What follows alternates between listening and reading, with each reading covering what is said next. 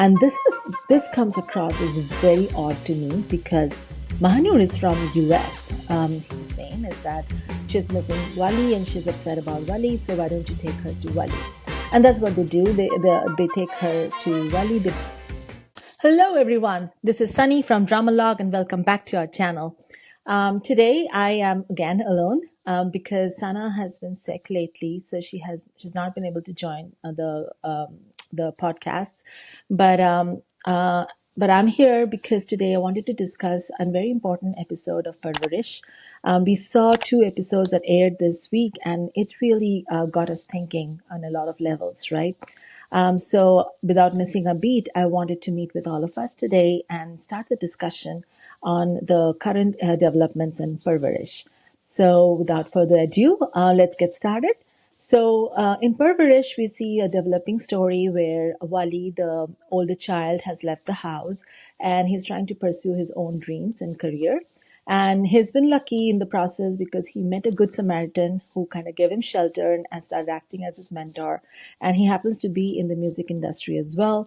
And so he opens up a whole new opportunity for Wali and makes him his sort of helper and shows him his music studio, assigns him work, and sort of kind of introduces him to the world of music industry.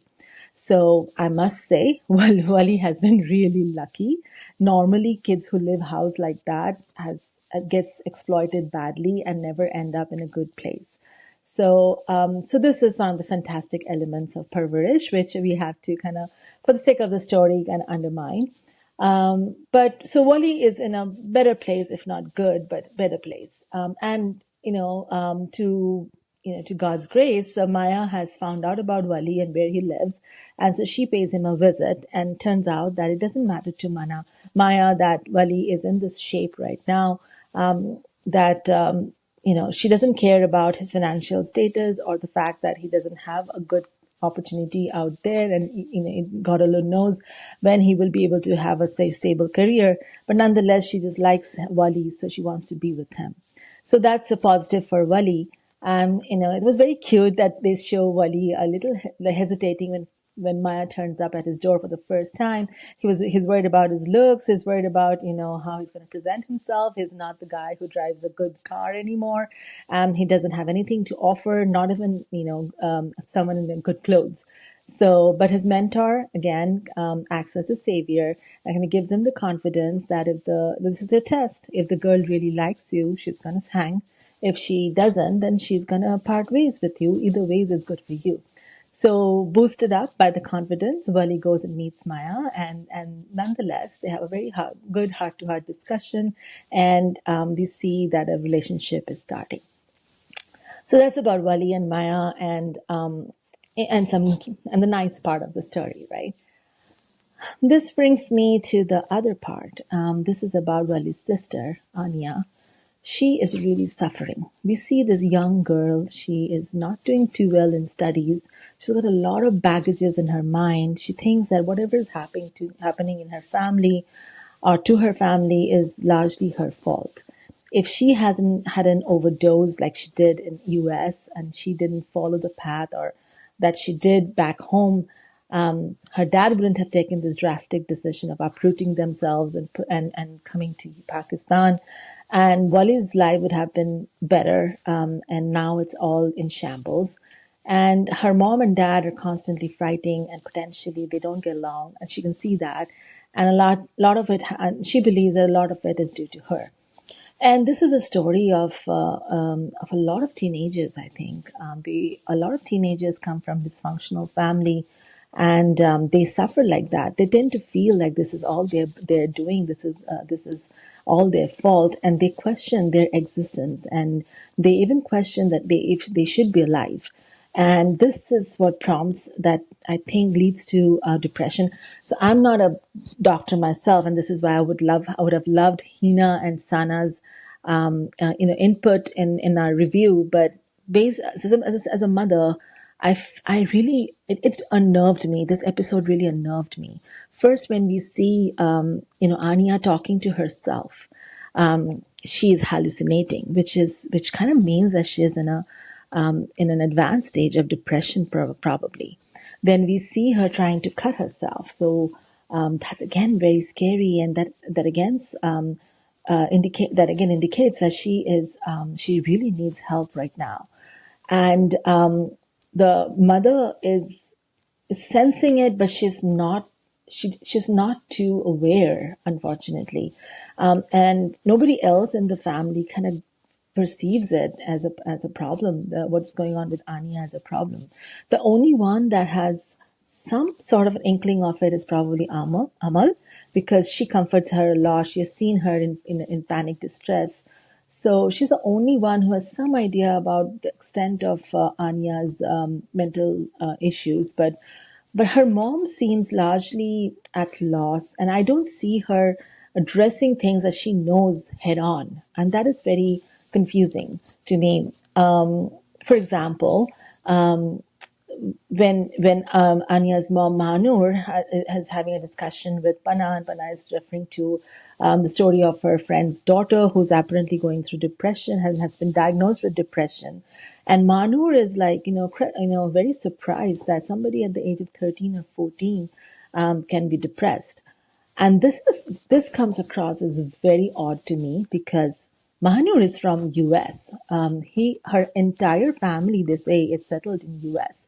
She herself has lived in US for good 20 years at least, because Wali was raised in US, right? So it's at least 18 or at least more than 16 years she has lived in US, and she's raised two kids in US.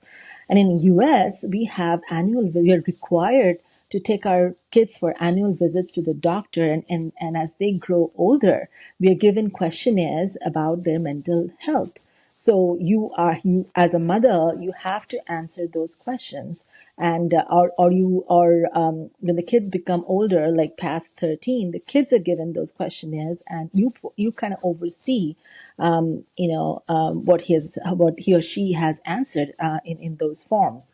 And even in the doctor's checkup, the annual checkup, the doctor asks this question. So what I'm trying to say is a US parent is not unaware of the fact that kids can go through depression, and teenage depression is a talk of the town, actually. When as soon as your child hits puberty, in school they discuss about depression and disorders, and psychological disorders. In doctor's office, they refer to it, they ask you questions about it. So as a parent, you're not lost, but Manur was so lost. So again, this is poor research, and the writer has not done the correct research for about the character. So you place this character, and you've labeled her a U.S. return, but she doesn't behave like a U.S. return person. So that is a big flaw in the current story. But nonetheless, that set aside, we are at least this show has started the discussion on this very important topic, which is in Desi communities back home. I know that this is largely not. The awareness is largely not there, and even if it's there, people tend to be in denial and try to kind of not talk about it. So that is why this is a great show in the sense that it's one of the first of its kind, probably, at least the ones that among the shows that I've seen, where they bring up this topic of teenage mental health, and what a parent should be doing in such situations. Be open about talking about psychological health, psychological treatment, and I'm glad that this show is addressing that issue.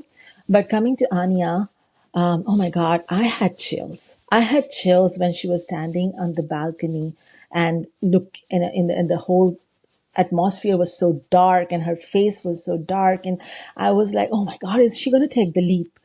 And fortunately, she sees Samir. Samir gets to see her, and she sees Samir and backs away.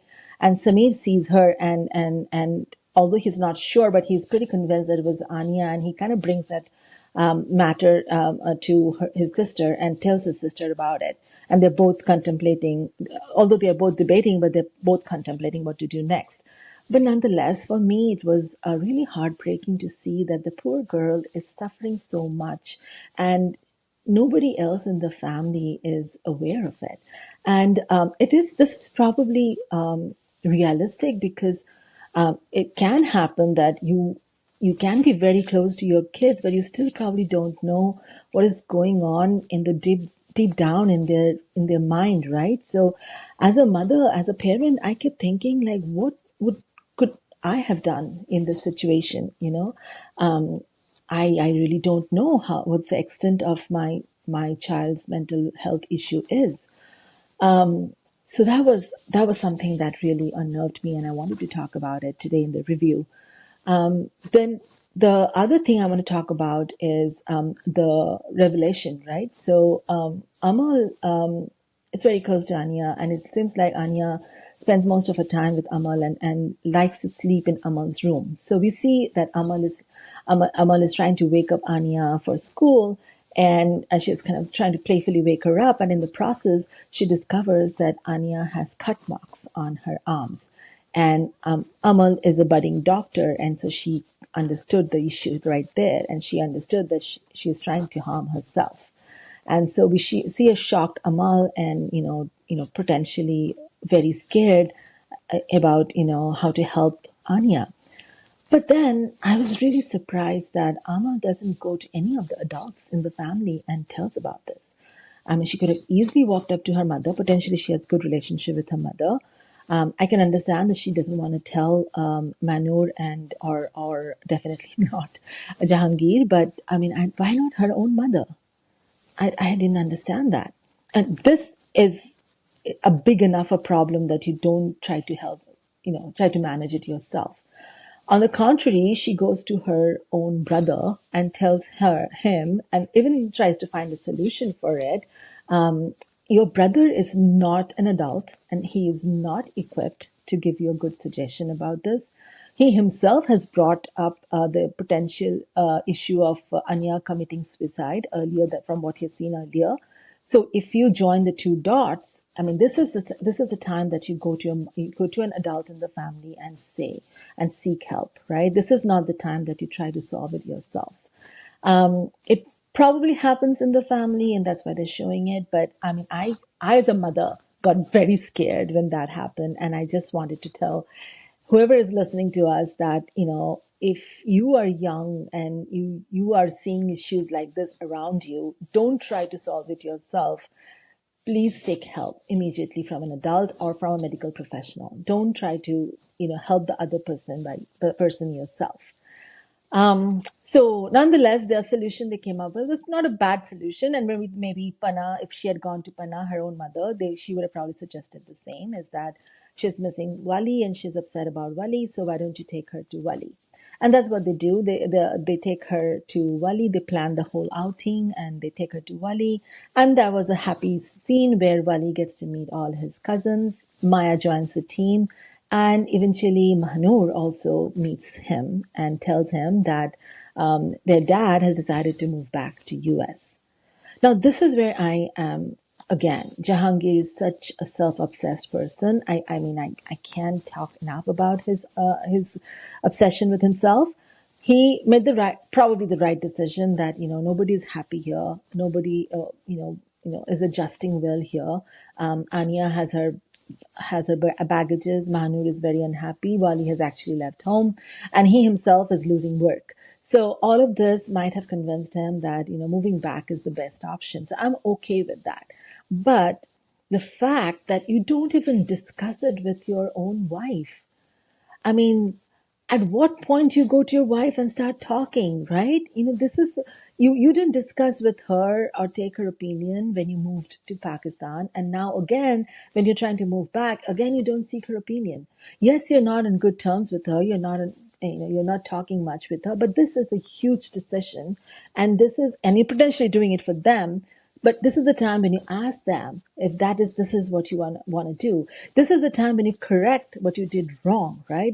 Why is that Jahangir has no self contemplation? He's getting feedback from his parents. He's getting the right sort of what do you call it, advice from his parents, and yet nothing is simply registering. This is probably what happens when you're past a certain age, when you are not amenable to others' advice, and that's probably what we're seeing with Jahangir. But this is so ridiculous that he decides to move back and doesn't even discuss it with his own wife. She has potentially started a career, trying to adjust to this new life. Yes, she doesn't want to stay here, and she probably would have been jubilant about the whole plan, right? But instead of that, he makes a decision himself, tells his own parents about it, but not the main person, not the key person. So Mahanoor's grief here, or her, angst here, is very, very palpable and very relatable and very justified as well. So, so that was what's happening in Parwarish, and that's our review about Parwarish. I just want to mention a quick word about the mentor that Wali has. It's great that he's met the Good Samaritan and he's genuinely trying to help Wali and guide him in the right direction. I loved when with their discussion about art and life. I think this was a much needed discussion. I mean, Wali's grandpa had a similar discussion, but it probably didn't hold water much. But coming from a real professional, when he is explaining that in life, you can pursue art along with other things. You don't have to give up on your career or your other dreams to pursue art. Art can be a career, but then often it demands a lot of sacrifice and it doesn't come with a lot of remuneration.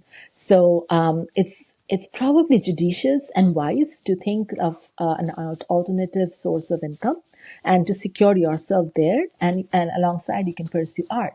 Like he mentions of two, I think, artists from Pakistan who are doctors themselves and yet they pursue music, or they have a successful career in music. So Wali could have done the same thing as well. So that was a very open and what do I call it?